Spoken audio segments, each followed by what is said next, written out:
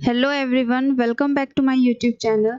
आज मैं फिर एक नए लेक्चर के साथ आई हूँ जिसमें मैंने बिजनेस फाइनेंस की एमएम थ्योरी से रिलेटेड आर्बिट्रेज प्रोसेस को कवर अप कराऊंगी। इससे पहले मैंने एमएम थ्योरी पे लेक्चर डाला था, उसमें मैंने कहा था कि आर्बिट्रेज प्रोसेस को मैं एक सेपरेट लेक्चर में कवर कराऊंगी। तो आज मैं उसी को लेकर के आई हूँ। आज हम पूरे आर्बिट्रेज प्रोसेस को विथ न्यूमेरिकल समझेंगे। न्यूमेरिकल्स यूजीसी नेट में तो नहीं आते, पर हम न्यूमेरिकल्स के जरिए अपने सारे कॉन्सेप्ट को क्लियर करेंगे तो ये प्रोसेस हमें अच्छे से समझ आएगी। तो हम लेक्चर को स्टार्ट करते हैं और आर्बिट्रेज प्रोसेस को आज हम डिटेल्स में समझेंगे। तो चलिए हम लेक्चर को स्टार्ट करते हैं और समझते हैं आर्बिट्रेज की मीनिंग को। सबसे पहले आर्बिट्रेज क्या होती है? So, arbitrage is a financial concept and trading strategy that involves taking advantage of price differences for the same or similar assets in different markets or within the same market। यहाँ पे क्या कहा जाता है, अगर हमारे पास दो फर्म है, फर्म ए और फर्म बी। एक फर्म मान लीजिए अनलीवर्ड है और एक लीवर्ड है। एक मान लीजिए हमारे पास ए फर्म है और एक बी फर्म है। इस दोनों के प्राइजेस में डिफरेंस है क्योंकि ये लीवर्ड है और ये अनलीवर्ड है। अनलीवर्ड है, लीवर्ड मीन्स इसमें डेट है इस फॉर्म में, और अनलीवर्ड मीन्स इसमें डेट नहीं है। तो अगर ऑब्वियस सी बात है, एक लीवर्ड है एक अनलीवर्ड है, तो उसके प्राइजेस में डिफरेंस आएगी, उसके शेयर प्राइजेस में डिफरेंस आएगी। तो जो लीवर्ड फॉर्म में है उसकी प्राइजेस ज़्यादा होगी मार्केट में क्योंकि डेट है, और जो अनलीवर्ड फॉर्म है उसकी प्राइजेस कम होगी, इसकी मार्केट वैल्यू ज़्यादा होगी, इसकी मार्केट वैल्यू कम होगी। तो यहाँ पे वही कहा गया है कि trading strategy that involves taking advantage of the price differences. तो इस दोनों के जो मार्केट वैल्यू मार्केट प्राइस में डिफरेंस आ रही है, उसी से हम यहाँ पे गेन कमाते हैं। और the goal of the arbitrage is to make the risk free buying low and selling the high securities, capitalizing on the price inefficiencies that temporarily exist। ये दोनों में जो यहाँ पे क्या है कि इस दोनों के प्राइजेस को हम इक्वल करेंगे। किस किस प्रोसेस से इक्वल करेंगे? आर्बिट्रेज के प्रोसेस से इक्वल करेंगे। जिसकी मार्केट वैल्यू ज़्यादा है और जिसकी मार्केट वैल्यू कम है, इस दोनों को हम इस आर्बिट्रेज प्रोसेस से इक्वल दिखाएंगे। क्योंकि इसकी मार्केट वैल्यू ज़्यादा है, इसमें डेट है, तो इसकी सिक्योरिटीज को हम सेल करेंगे और खरीदेंगे कौन सी सिक्योरिटीज? जिसकी मार्केट वैल्यू कम है। ठीक है, अभी आप इतना ही समझिए, जिस जिस फर्म की मार्केट वैल्यू ज़्यादा है उसकी सिक्योरिटीज को हम बेचेंगे, और किसकी सिक्योरिटीज खरीदेंगे? जिसकी मार्केट वैल्यू कम है। और arbitrage opportunities arises due to the market imperfections. ये क्यों अराइज होती है? मार्केट में जो इम्परफेक्शंस एग्जिस्ट करती है बहुत सारे फैक्टर्स के कारण, उसी से हम आर्बिट्रेज की प्रोसेस से हम उसे इक्वल करते हैं। फिर they trend to be short lived. ये बहुत लंबे समय तक के लिए नहीं होती, ये शॉर्ट लिव्ड होती है because the market forces work to eliminate the discrepancies over time. जो भी इसमें डिफरेंसेस है वो एक हम इस प्रोसेस से उसे जल्दी शॉर्ट आउट कर देते हैं और उसे हम इक्वल दिखाते हैं। तो ये इसीलिए बहुत लंबे समय तक वर्क नहीं करती है। जो भी डिस्क्रिपेंसीज ऑकर हो रही है, जो भी डिफरेंसेस, वो काफ़ी लंबे समय तक नहीं चलती। तो ये थी आर्बिट्रेज की सिंपल मीनिंग। अब हम समझेंगे कि इसे स्टेप बाय स्टेप हम कैसे मूव करेंगे levered form to unlevered form.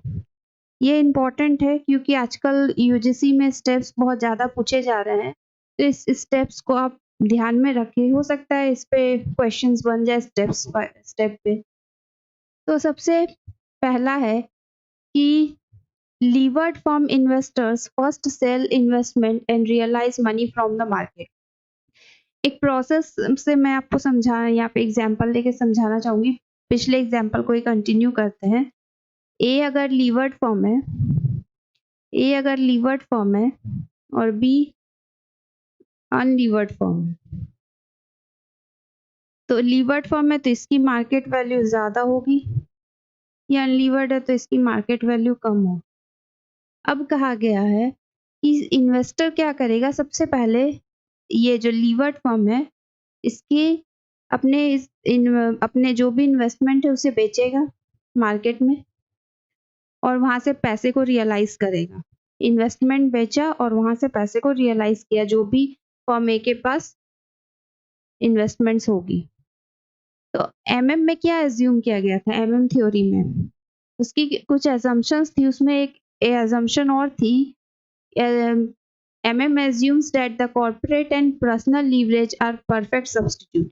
इसमें बोला गया था कि जो कॉर्पोरेट डेट होता है, मीन्स कि जो कॉर्पोरेट वालों को डेट मिलता है, उसी सेम रेट ऑफ इंटरेस्ट पे पर्सनल जो पर्सनली लोन लेते हैं उन्हें भी उसी सेम रेट ऑफ इंटरेस्ट पे डेट मिलता है और दोनों दोनों एक दूसरे के परफेक्ट सब्स्टिट्यूट होते हैं।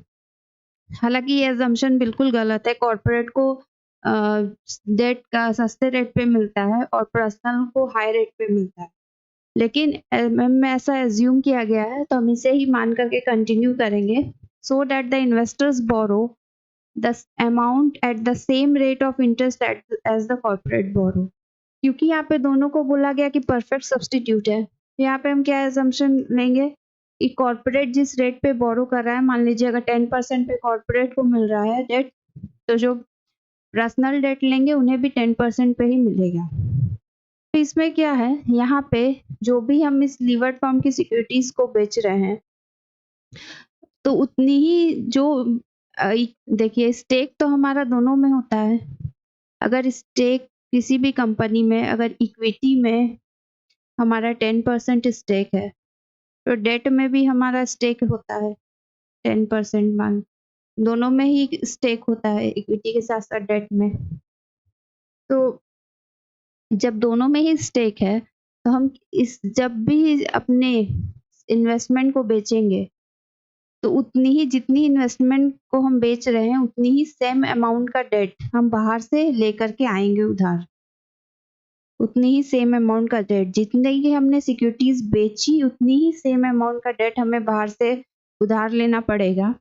और किस रेट पे मिलेगा ये डेट? उसी रेट पे जिस रेट पे कॉर्पोरेट को मिलता है, क्योंकि दोनों को एमएम ने परफेक्ट सब्स्टिट्यूट कहा, इसीलिए दोनों को सेम ही रेट पे मिलेगा। अगर 10% पे मिल रही है तो 10%, 12 पे मिल रही है तो 12%, उसी सेम रेट पे हम इस डेट को लाएंगे और ये दोनों अमाउंट को प्लस करके जितने का हमने डेट लिया और जो हमने रियलाइज किया था मनी इन्वेस्टमेंट को बेच के, इस दोनों अमाउंट को हम इस फर्म की सिक्योरिटीज खरीद लेंगे। इस दोनों अमाउंट को मिला के इस फर्म के सिक्योरिटीज खरीद लेंगे।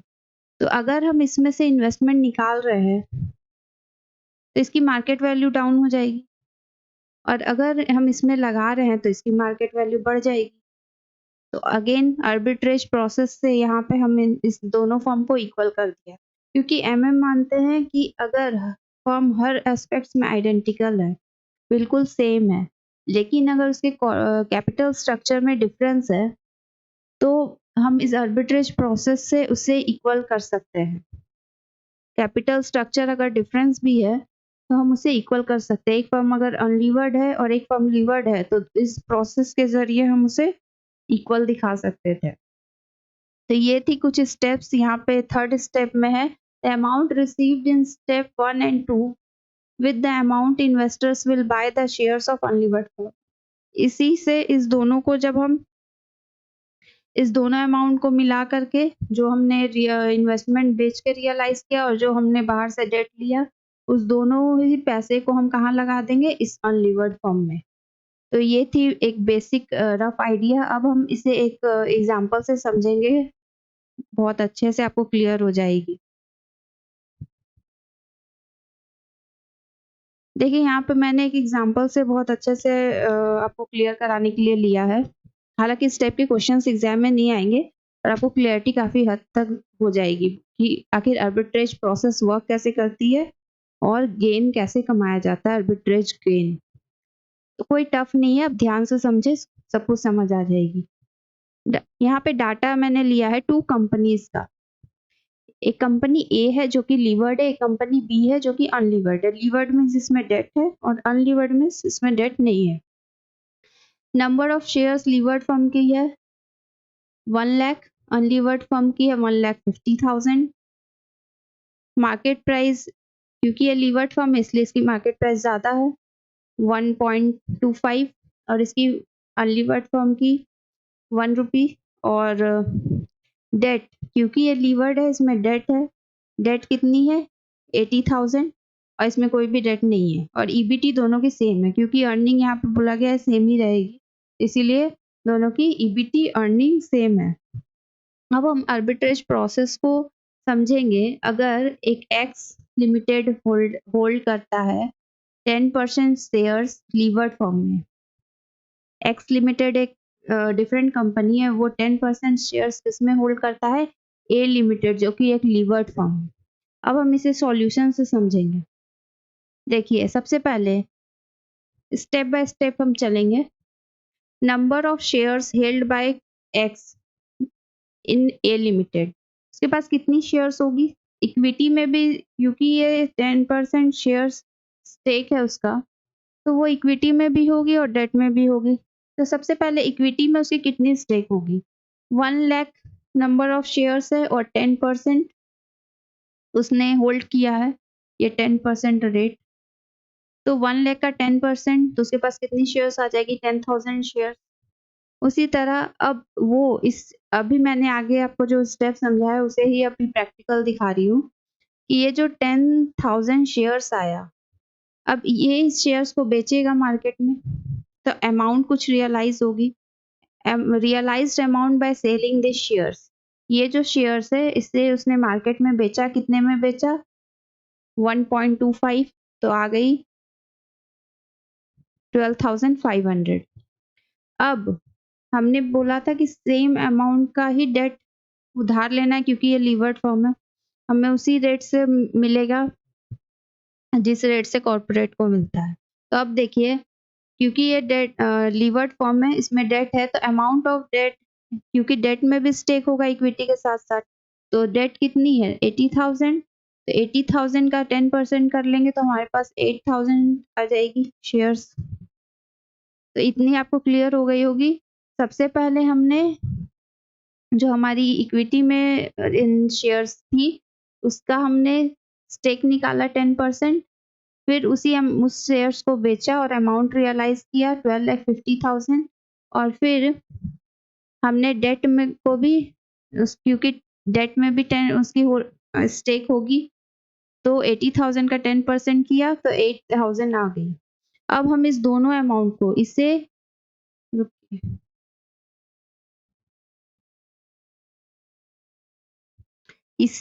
इस वाले अमाउंट को और इस वाले अमाउंट को, इस दोनों को हम प्लस करेंगे, दोनों को मिलाएंगे, अपने पैसे को इकट्ठा करेंगे, और टोटल शेयर्स हमारे पास कितने हो गई 20,500।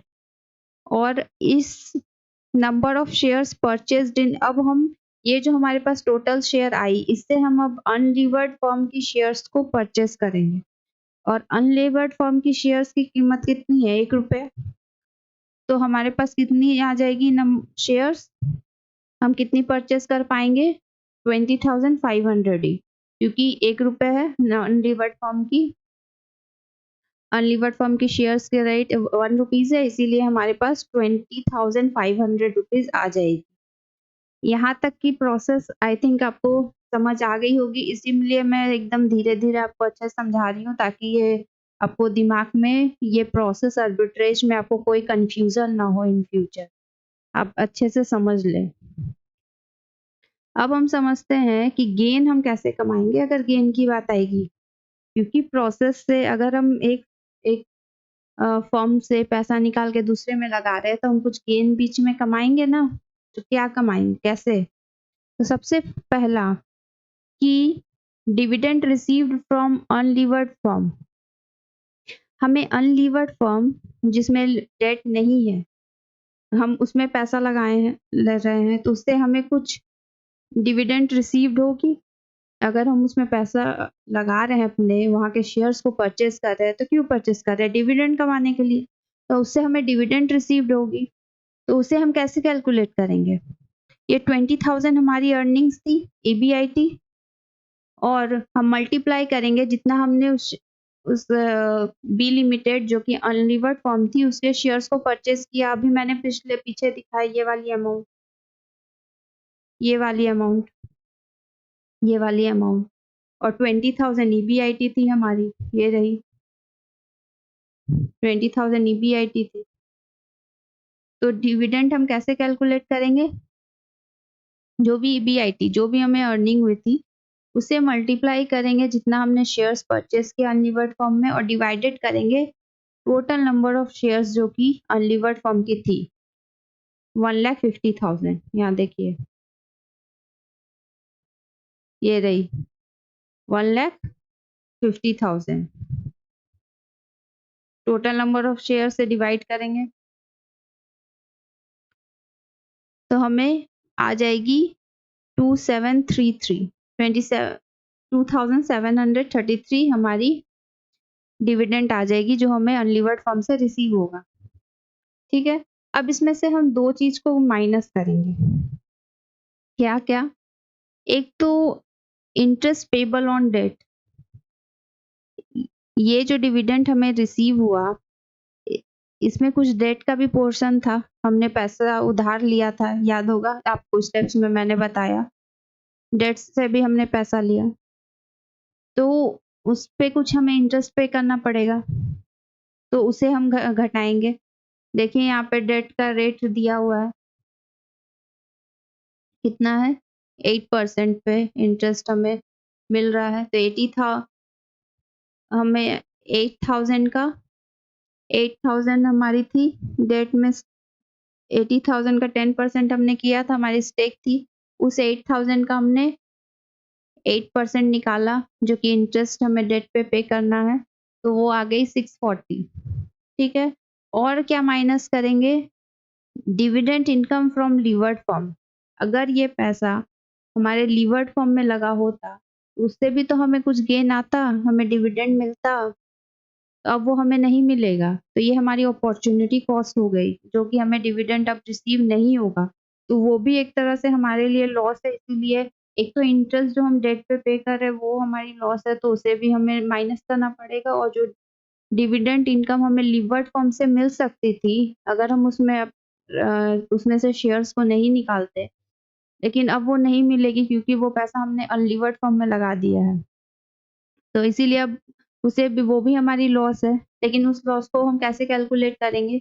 जो भी हमारी अर्निंग थी 20,000 उसमें से जो लीवर्ड, क्योंकि यहाँ पे लीवर्ड फॉर्म है तो उसमें हमने 80,000 का 8% निकाला, 6,400 आ गई, और इसमें हम दोनों को माइनस करेंगे, और उसमें हमारी स्टेक कितनी थी 10%, उससे हम मल्टीप्लाई करेंगे, इस दोनों डिफरेंस को हम 10,000 से 10% से मल्टीप्लाई करेंगे और हमारे पास आ जाएगी 1360। ये हमारी dividend income from levered form जो कि अब नहीं मिलेगी, ये हमारी अपॉर्चुनिटी कॉस्ट हो गई, ये हमारी अपॉर्चुनिटी कॉस्ट भी हो गई क्योंकि अब हमें नहीं मिलेगी, ये जा चुकी है। जो पैसा हम लगा के गेन कमा सकते थे अब हम नहीं मिलेगी वो हमें, इसीलिए अपॉर्चुनिटी कॉस्ट है। तो इस दोनों को हम माइनस करेंगे तो हमारे पास देन आएगा आर्बिट्रेज गेन जो कि 733 आ चुकी है। ये थी कंप्यूटेशन ऑफ आर्बिट्रेज गेन, कोई हार्ड नहीं है, आप एक बार इसे गो थ्रू कीजिएगा तो आपको सारे फिर से क्लियर हो जाएगी सारा कुछ। तो आई थिंक आपको ये वीडियो हेल्पफुल लगे, और अगर वीडियो पसंद आए तो लाइक शेयर सब्सक्राइब ज़रूर करें और ज़्यादा से ज़्यादा शेयर करें चैनल को।